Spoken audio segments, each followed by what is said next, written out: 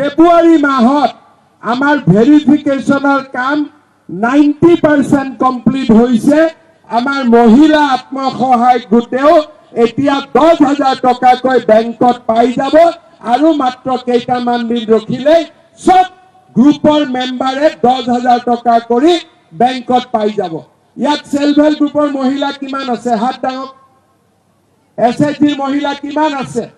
আজি আপোনালোকে verification complete হৈ গৈছে। ফেব্ৰুৱাৰী মাহৰ ভিতৰত আপোনালোকে 10,000 টকা পোৱা আৰম্ভ হৈ যাব। এটা একাউণ্টত 10,000 টকা আপোনালোকৰ সোমাই যাব। ইয়াৰ লগতে যাৰ ঘৰতে ৰেচন কাৰ্ড আছে সিয়ে অৰুণোদয় আঁচনি পাব। এতিয়া নতুনকৈ অৰুণোদয় সিলেকশ্যন আৰম্ভ হৈছে আৰু কোন পৰিয়ালক আমি অৰুণোদয় আঁচনি দিবৰ কাৰণে গৈ আছো।